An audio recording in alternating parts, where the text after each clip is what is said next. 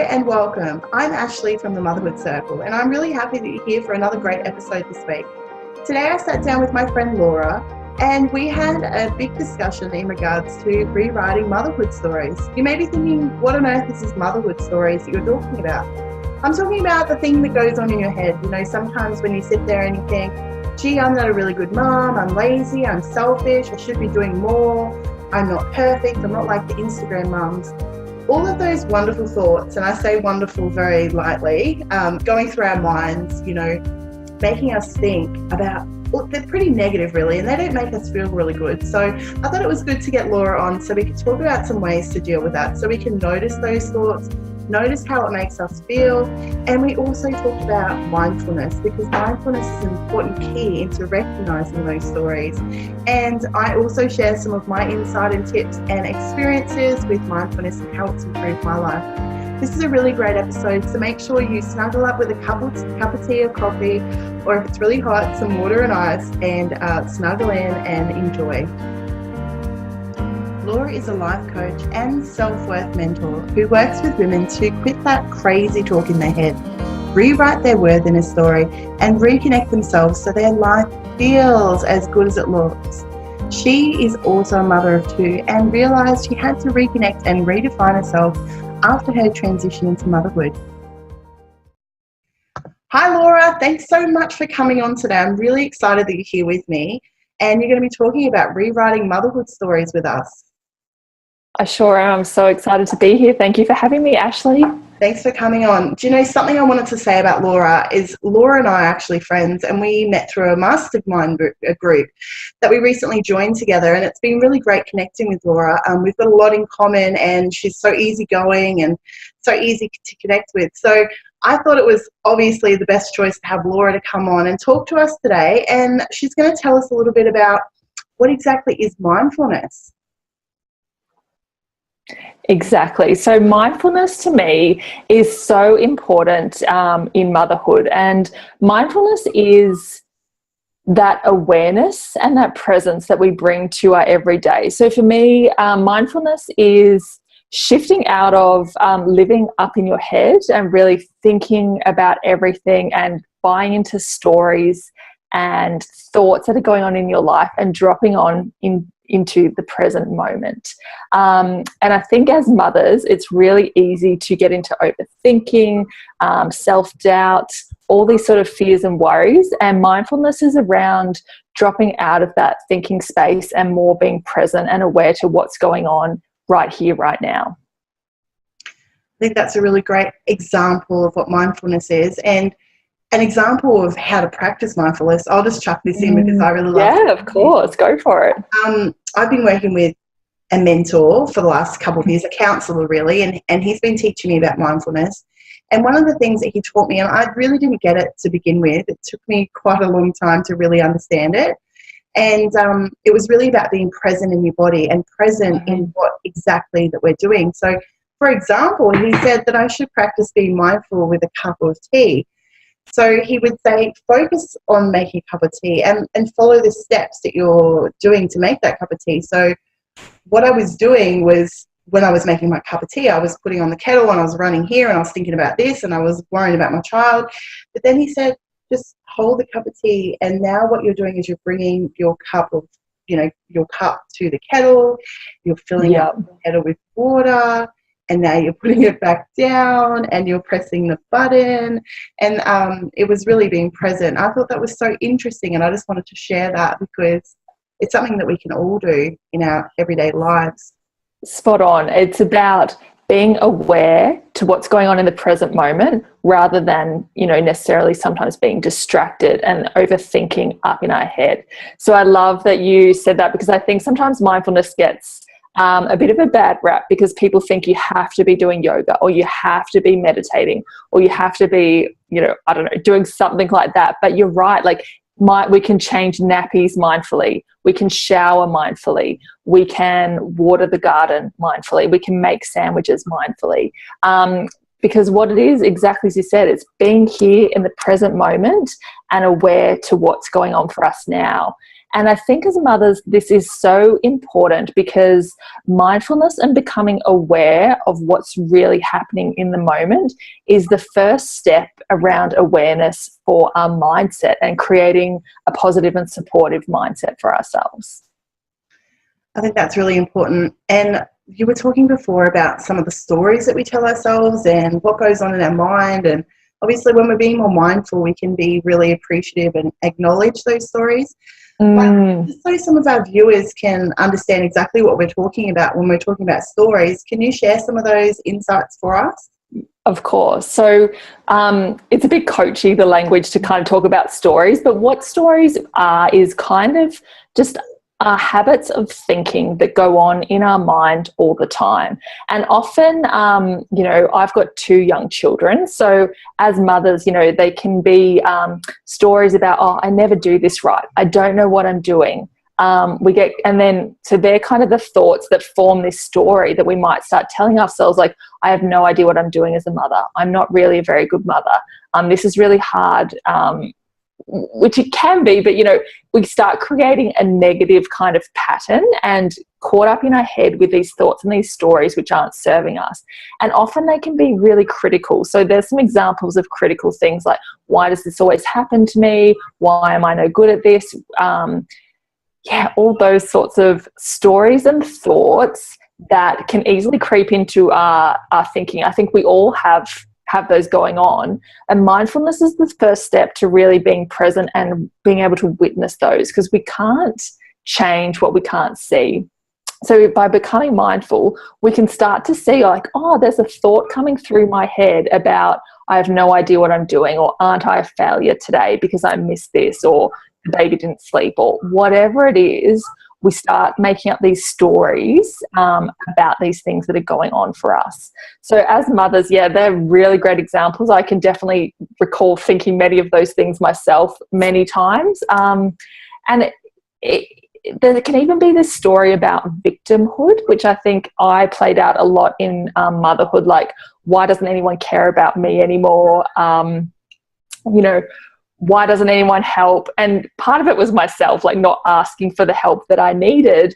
But we can get trapped a little bit in our way of thinking. And what I really hope to do is help people become aware that when we can witness these thoughts and see what's going on, we can rewrite them and change them and feel better in the present moment and have a better experience of motherhood and also life, because these are strategies across life as well. Mm-hmm. I can relate to so much of that, and I think I could add a million more. And I heard the other what are a couple of examples that come to mind for you in the stories? I'm not a good mother. I'm too lazy. I'm not like a mum on Instagram that's got like not perfect. Reels. Yeah, the perfect. My hair's done, my makeup's done, the house is spotless, food's done, my kids have got wonderful clothes. Like for me, my kids are usually running around naked in their naked. Yeah. I'm lucky my youngest got a nappy on. But despite my best efforts, they're always taking their clothes off, or you change them and the next minute they've got food on their tops. And it doesn't help when you've got people that come into your lives as well who make comments and judgments as well. And then that's exactly what becomes part of our story, isn't it? A lot of the time stories are from what other people are saying to us, or what we hear on social media or the TV, the media. And it's not even something that we really care about ourselves. It's just something that we may think that someone in our lives cares about. And then when you sit down and think about it, like, really, does it really matter? Like, if my kids have food on their clothes, you're like, no. So you can kind of just flick that story by. But it's amazing, because I heard recently, the majority of our thoughts are actually negative. Is that true? Look, very possibly. I mean, we have between like 40 and 80,000 thoughts a day, and some of them are really harmless. But what I think that happens is just like everything that we do in life over and over again, we get into these habits. So I think as women and as mothers, and you've mentioned some really good points there about like the influence and the conditioning that kind of comes from outside of us, that then kind of forms the expectations that we think we need to live up to, and then we kind of form a story about how we're not living up to those. I just lost my train of thought. I'll say my husband's a really great, he's a really great person to have with me, because I will ask him, do you think we're good parents? And he's like, yeah, why not? Yeah. He doesn't have the same thoughts and that.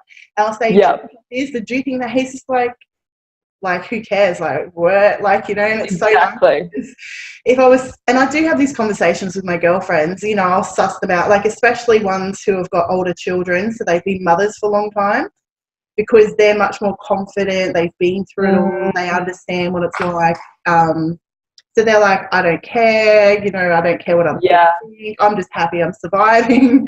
My kids have got food, you know. But when we're like very new mothers and we've got young babies, we can often, you know, sit there and listen to those stories, like you said, when we've got those babies, and just expect ourselves to be like perfect. You know, perfectionism is such a big topic, which I think you could do a whole interview on. That's what we're talking about, where the conditioning comes from in society. And, you know, as you sort of said, like, it can be like our parents reinforcing to us that things need to be a certain way, and then we kind of build a story around that.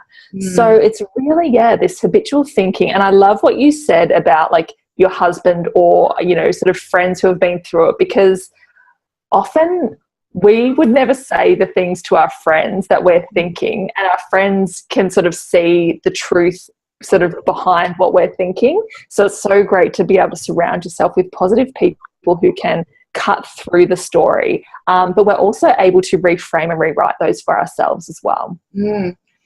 So can you tell us a little bit about reframing and how we can change those thoughts? Of course. So I use a kind of framework or process, which is like catch, question, reframe. So the first step, which we really talked up at the front, is the biggest practice, I think, is of mindfulness, because what I noticed with myself is that until I started practicing mindfulness, I wasn't really catching the thoughts go through my head. So what I noticed was that they'd flit through so quickly that I wouldn't even notice them occur, but I was left with a feeling, or sometimes like a reaction, like, oh, I feel like chocolate now because I'm feeling a bit down, or is it wine time yet? So what I noticed was I often got this kind of like reaction for something that I would kind of go for, which was to feel a feeling that I was feeling, and the feeling was a result of a thought. And I'm in a state now where I can actually catch the thoughts a lot. But if you're not there yet, you can often catch the feelings, or like, oh, I'm suddenly being called to scroll on Facebook for no reason, to kind of avoid something. So I think we run these avoidance patterns. And so practicing mindfulness helps you become a lot more proficient in catching those thoughts.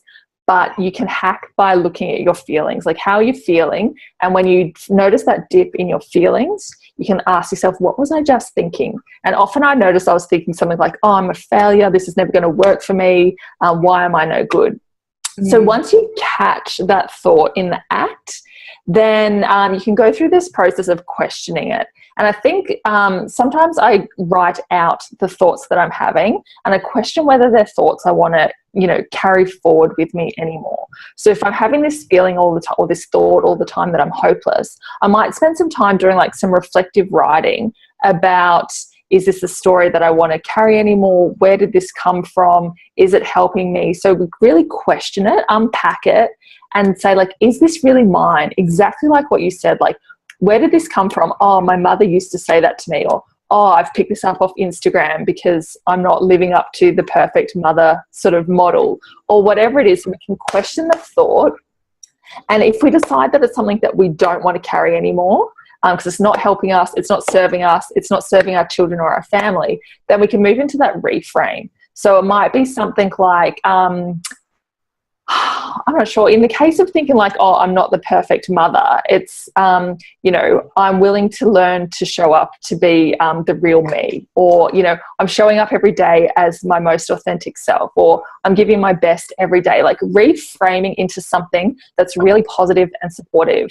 And I think we sort of graduate on different scales. So I know when I wanted to change, I actually started with the very start of my reframe was like, I'm willing to change. I'm willing to learn to change. And then I could move from there, more gradual, to like, I'm willing to learn to love myself. I love myself. You know, we can go through these steps, because sometimes going from a place of like, I'm hopeless, to going like, I'm an amazing mother, can feel like a huge gap. But it could be like, I'm willing to learn how to be the best mum for my children. That is so much more positive and so much more helpful than I'm a failure as a mother. And it's not true. Like, no one is a failure as a mother. It's just a thought that we think. So that's kind of the process that I go through myself. And I think what happens over time is you don't need to question as much. You've kind of decided that you're letting certain things go. So it might just be like catching, reframing, and you might notice something new come up. So then you might want to question it again, unpack it, reframe it, and then the habit throughout the day is the catch and reframe. But that's really the way to reframe and rewrite these stories over time. And it is a stretch at first. Like, it is challenging at first because it's a habit, and we all know habits are difficult to break, whether they're habits that are physical habits or thinking habits, but they do change over time. And, you know, often just coming back to why we want to make this change, to help ourselves be the best mothers, to be the best women that we want to be in our family, helps us stick to committing to this, because it can feel a bit tricky at first, you know, reframing into these positive affirmation type thoughts, but it gets really easy and natural over time. So that's, yeah, kind of a quick few steps that you can take to just start rewriting those stories today. And I can attest to, you know, how, I don't know, I don't even know how to describe it, but it's just so powerful to have that resource and that tool to implement in your life, because I spent so many years of my life allowing those stories to dictate how I felt, and allow that, even though I knew inside it wasn't true and I was fighting against it, you know. I would constantly be battling and have these conversations in my head. I would spend so much time like, you know, are you a bad person? Are you the war in your head? Yes. And I was sitting there for hours like, you know, and then I felt like crap. So I would eat all this food because I was so depressed from all this stuff that, you know, other people, toxic people had, you know, been planting in my mind since a young age. And then I got to use this tool and I started using it. I was still expecting, because I still have that story, right? I have to be perfect. So I still have that story. But now, after a couple of years, I've been doing it for about 3 years, and I'm not perfect. I have to keep reminding myself I'm not a perfect human.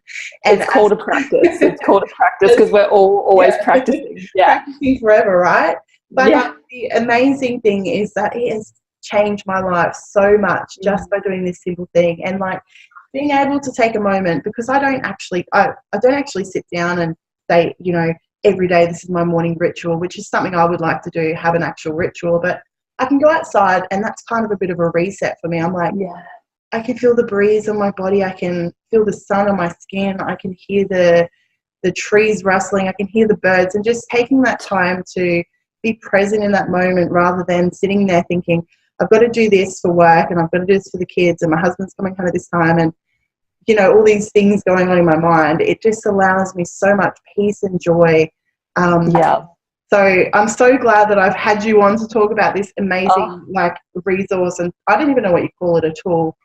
Yeah, I'd call it like a tool or a practice. And the funny thing is, as we talk about it, like, I love how you said how much it's changed your life, because it has for me too. Like, I've been a chronic worrier, just a really anxious person, and just like filled with doubt and insecurity and all these sorts of things because of these stories. And the thing is, it sounds so simple when we talk about it, like, oh, just change the way you're thinking, like practice these, you know, reframes into more positive language. Like, it sounds so simple, but I love that we can both attest to how it's actually changed our lives. And it's not going to change your life in a moment, but it could change your moment in the moment, and that builds and builds and builds. And it's amazing that we can both say like how much just talking to yourself in a different way creates this, you know, effect not only on your mothering and the way that you show up for your children, but for yourself in your life, and, you know, becoming the example of the kind of person you want your children to become and that you can be proud of. That's something that's certainly been my journey too. So I'm really glad that you said that. And just, you know, sometimes we can think things need to be really complicated, and simple practices are really powerful, but just because they're simple doesn't mean they're always easy to implement immediately. It takes practice, just as we said. Definitely. And you've also got something for our audience so that they can continue on with this and make it a daily ritual or something as well. Can you tell us a little bit about that? Yeah, so I've got a journaling guide. So it's got 21 days of prompts and reflective sort of questions to get you into a practice of reflecting, looking at your thoughts, seeing what's coming up for you. And I call it 21 days. There's 21 prompts, but you do not have to do it daily. It's just around creating little pockets of time where you can and starting to witness your thoughts. So it's a downloadable, printable guide. It's got a little introduction about some suggestions or ideas to create a little mindfulness routine.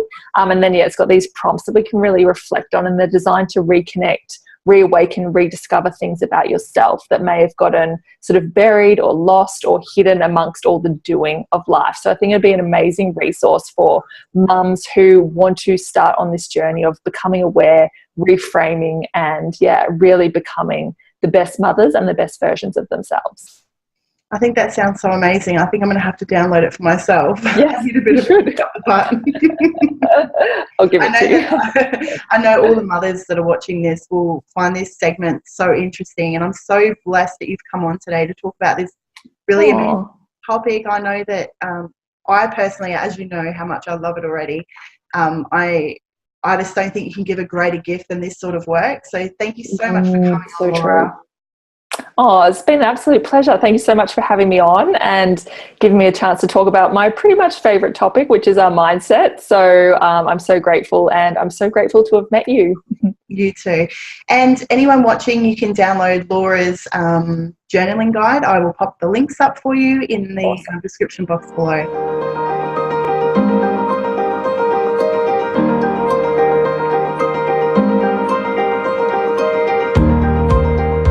Thanks for watching this episode. Make sure you subscribe to this YouTube channel, our mailing list, and follow us in our social channels so you never miss an episode.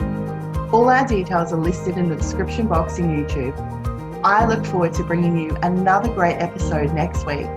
Welcome to our circle of support, Mama, with the Motherhood Circle. See you next week. With love, Ashley.